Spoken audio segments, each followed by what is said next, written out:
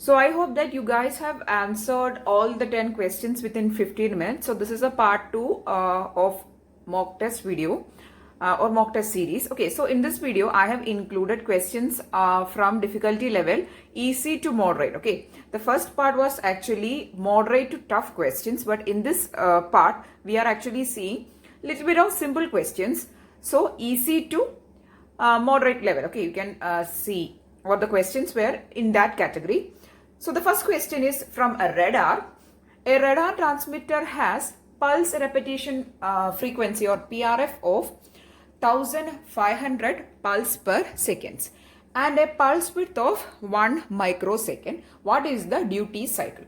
So for answering the question, you need to know that the duty cycle equation, duty cycle is equal to pulse repetition frequency into pulse width. Okay, this is duty cycle. So what is the equation? Duty cycle is equal to pulse repetition frequency into pulse width is the equation. Here the two data is been directly given to you and it is very simple to solve also. Pulse repetition frequency is 1500 pulse per second into 1 microsecond means 10 raised to minus 6 seconds. Okay, so the answer, all answers are actually in seconds. Okay, so how can you write this? You can write this as there are 4 positions. 0.0015 second is the duty cycle of this radar. Okay, the answer or the correct answer is option C. So if you have marked option C, then you will be getting 4 marks. Okay, some people are actually commenting below that the marks they have obtained. So I am requesting you, so if you are practicing this technical assistant question papers, or if you are interested in that is attending mock test, please do mention your mark also. Okay, so that it is actually it is a motivation for others also to try these mock tests and examinations to improve themselves. So please do mention your marks if you're getting good marks. Okay, so next question is, a melee state machine output depends on dash. So I have done a lot of videos on sequence detectors because I was actually receiving a lot of requests to do sequence detectors or state machines type of videos I have done. So if you don't know anything about state machines, I'll just give you a gist or a brief. State machines can mainly classify as 2 categories, that is melee and Moore machines. Okay, now melee machines are machines in which, okay, we'll first talk about Moore machines. Okay, Moore machines are actually state machines in which output depends only on the state. The output is only depending on the state is called Moore machine. Whereas in case of melee machine, the output is depending on state, also inputs. So this is the answer for this question. And if you want to study more about finite state machines or state machines, I'll share the basic video in the description. Okay, so please check it out. I have explained in a simple, very simple words or simple explanation I've given in that video for what is actually melee structure, what is actually Moore structure, so that I don't need to explain in this video also. Please do watch it. Okay, very simply I have explained. So just know that for Moore machine, your output is depending on that state. So if this is a state A, inside that A, actually we'll write like this. If there is a state A, consider, then we write it as A bar 0 or 1. That will be the output. This 0 or 1 is actually the output of this particular state. Okay, that is a case of a Moore structure. Now for the case of melee structure, output depends on that state plus the inputs coming to that state. Both these factors affects the output value. Okay, so the answer for this question, I'll read out the options. A, state and outputs, no. B, inputs, C, state, D, state and inputs. So a melee state machine's output depend on state and inputs is the answer. Correct answer is option D. Okay, so please mark this down also. It will be useful for last time referring or notes. Okay, so that's the first 2 questions. So the first question is from radar. This question is from digital electronics. Second question is from digital electronics. Third question is from digital electronics again. This is a very basic question, but you need to know the characteristic equation of T flip-flop for answering this question. So what is actually T flip-flop? It is called toggle flip-flop. So in this T flip-flop is actually having an input called T value. If T value is equal to 1, if T is equal to 1, whatever Q value you are going to give, it will be Q bar in the output side. And then T is equal to 0 means your whatever this will be converted as Q bar at the output side. And when T is equal to 0 means there is no toggling. So in the output, Q is reflected as the same. So this is actually the working of a toggle flip-flop. Just know that when toggle value is equal to 1 means you actually need to toggle whatever value you are going to give into the input at the output side. So if toggle is equal to 1 and we are giving 1 as input means output will be 0. Or if 0 is given means your output will be 1.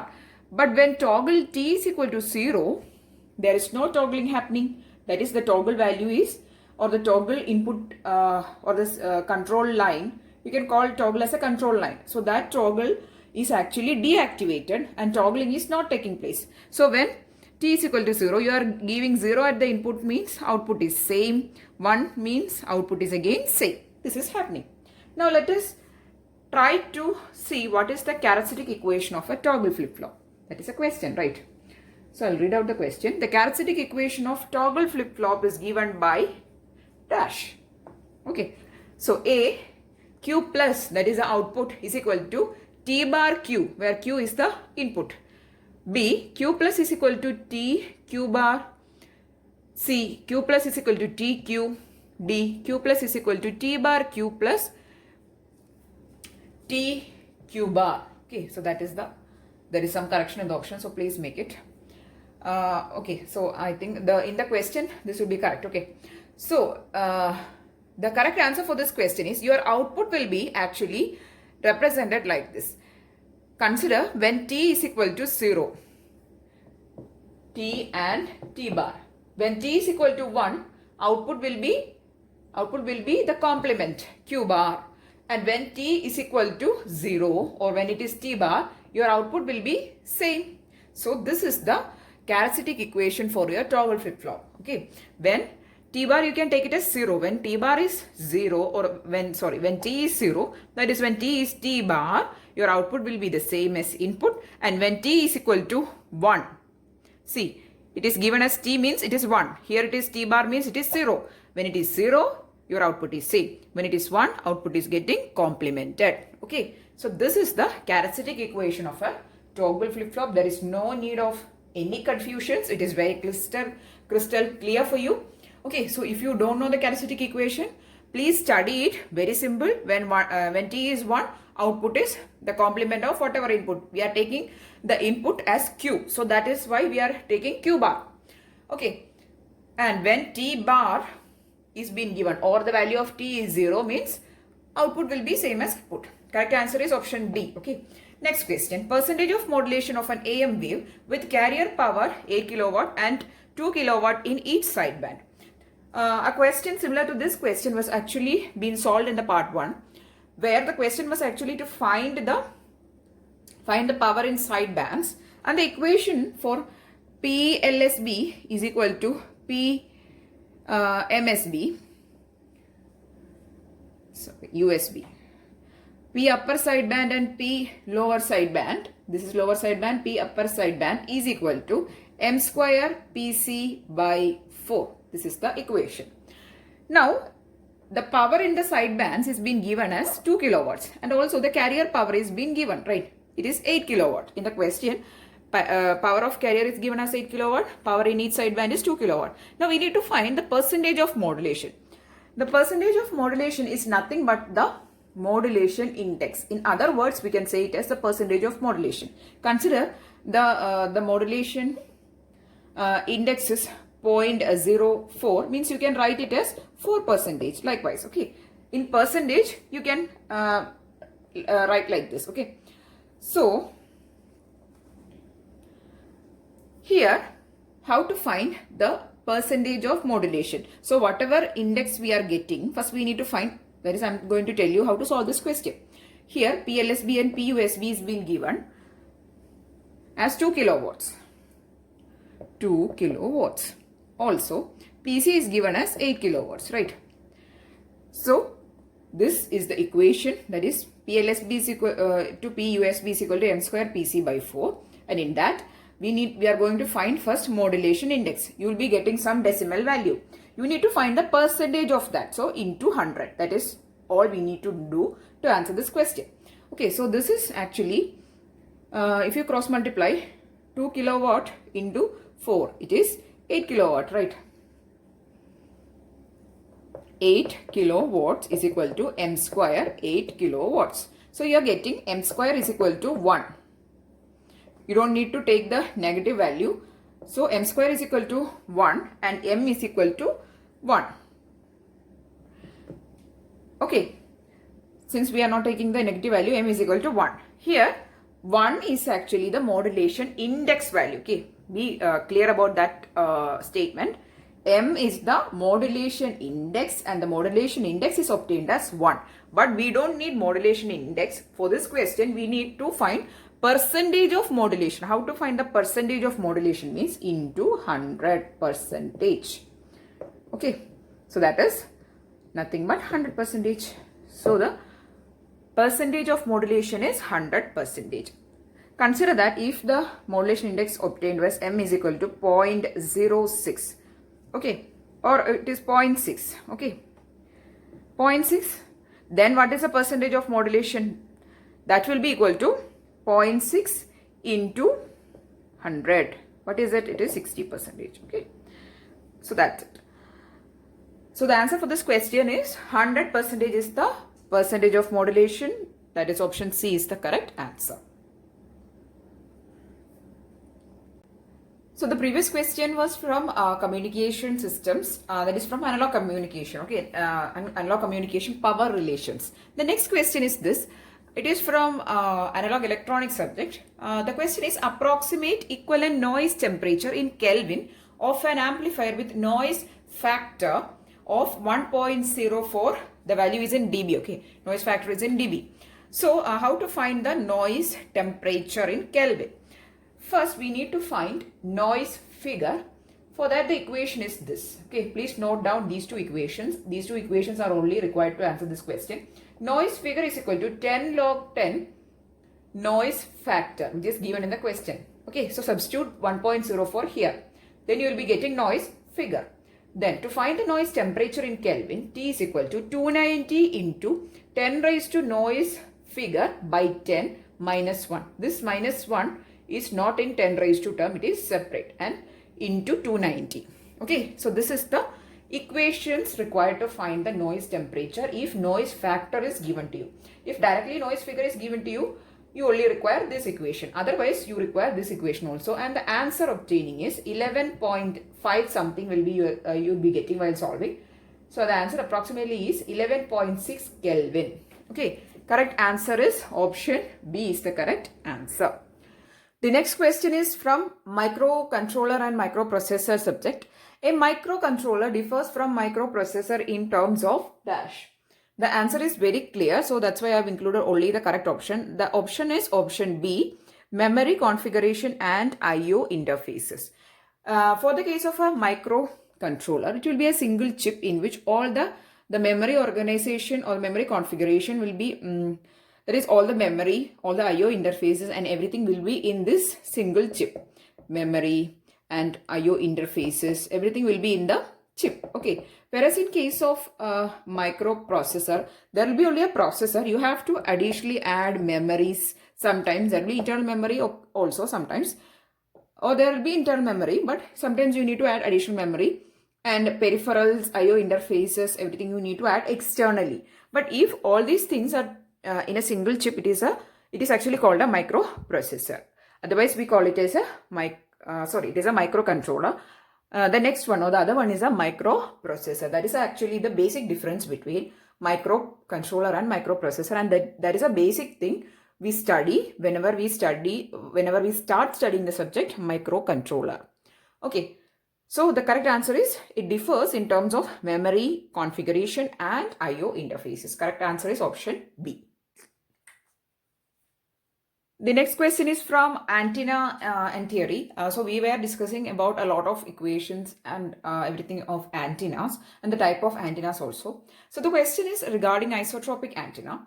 The directivity of isotropic antenna is dash. So an isotropic antenna, while discussing the types of antenna in that video, I've talked first about the isotropic antenna itself. It is actually having radiations uniformly in all directions. Okay. So this will be the just a vague radiation pattern. It will be uniformly spreading the energy in all directions and the directivity is equal to 1.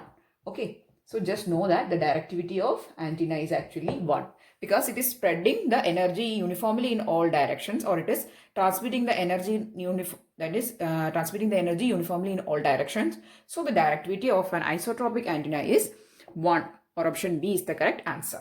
Next question is from aptitude session.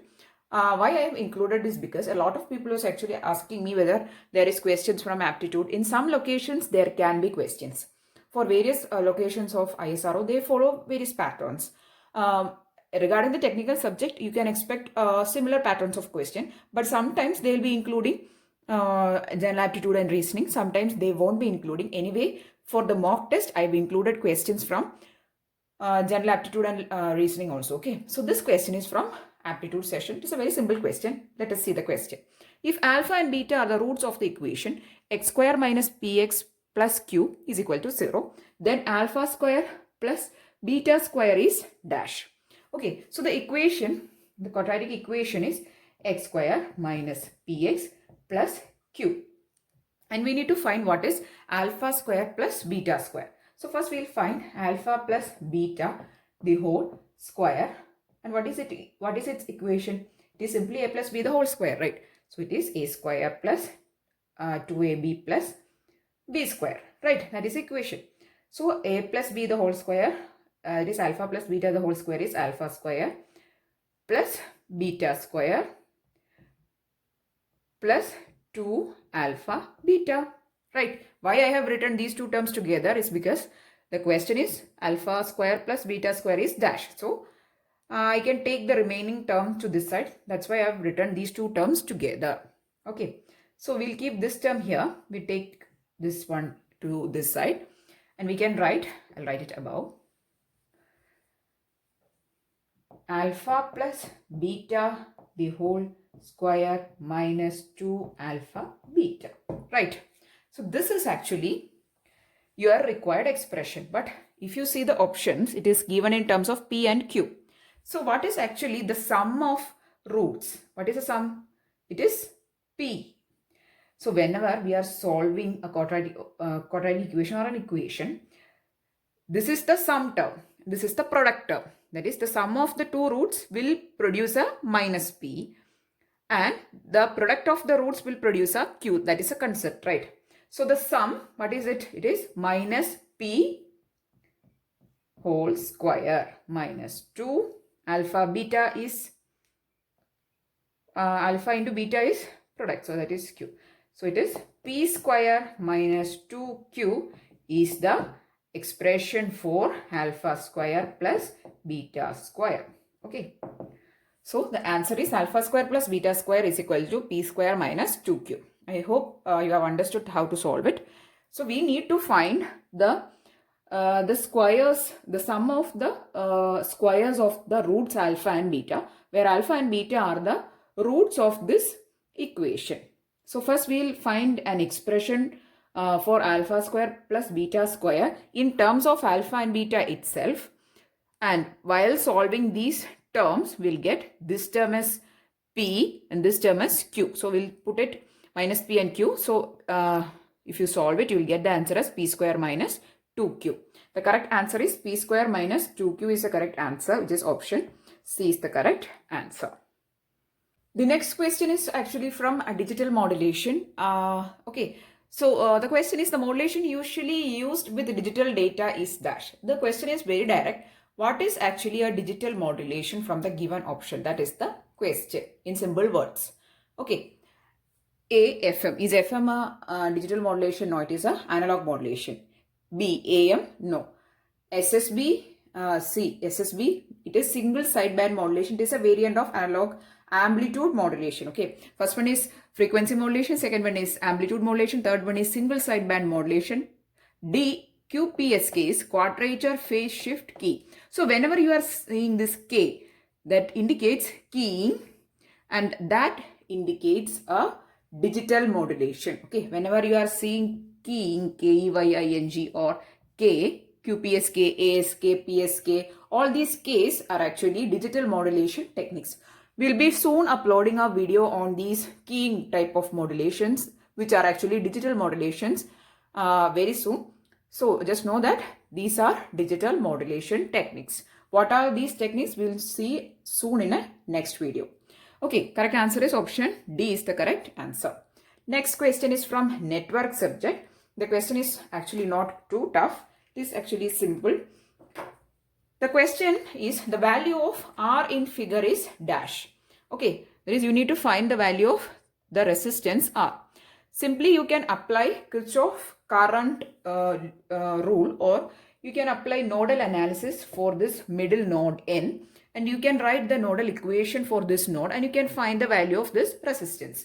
Okay, so I'm going to find, so the current, this current is flowing towards N, this current is flowing away, this current, already the direction is given in the question, 4 ampere is flowing outwards. So the KCL or nodal analysis equation is 50 minus, I'll take the voltage as V, okay, 50 minus V by 6 minus V by 7 minus 4 is equal to 0. This is the nodal analysis equation for this node N. So you can solve it, and you'll be getting, while solving this equation, you'll be getting V is equal to 14 volt, okay. The answer for V, or this voltage in this node, is obtained as 14 volt. Now, we don't need voltage, we need the value of this resistance. What is the current flowing through that resistance? It is 4 ampere. So, the voltage across this resistance can be written as V is equal to I into R, right? Using simply Ohm's law. And what is actually the voltage here? The potential is 14, which is V. We have obtained V as 14 volt. So, here the potential is 14 volt, and here it is, we assume it is ground, right? So, here potential is 14, here it is ground. So, what is the potential across this resistance R? It is 14. So, 14 volt is equal to, what is I? Current flowing is 4 into R. So, from this, we can solve for R as, R is equal to 14 by 4, and the answer obtained is 3.5 ohms is the value of the resistance. Correct answer is option A is the correct answer. So this is a very simple network analysis question in which you have to apply Kirchhoff current rule, or you have to apply nodal analysis. Okay. I have included all questions from easy to moderate level in this video. So that's why I've included this type of actually simple network question. But in question paper, you can expect little more difficult ones also. Sometimes there may be. Okay, so these are the 10 questions which I've included in this video. I hope that you could be able to solve all the questions, and you found the questions and the question answer discussion very useful for your preparation. And if yes, please do give it a thumbs up, and also share with all friends who's preparing for technical assistant or any examination of electronics, because all these questions, you know that they can come in any competitive examination of electronics, not just in technical assistant or ISRO exam or GATE exam or anything. For all examination, these type of questions are important. So please do share it maximum. And if you want more videos, please do subscribe to the channel. Thanks for watching, and keep on watching.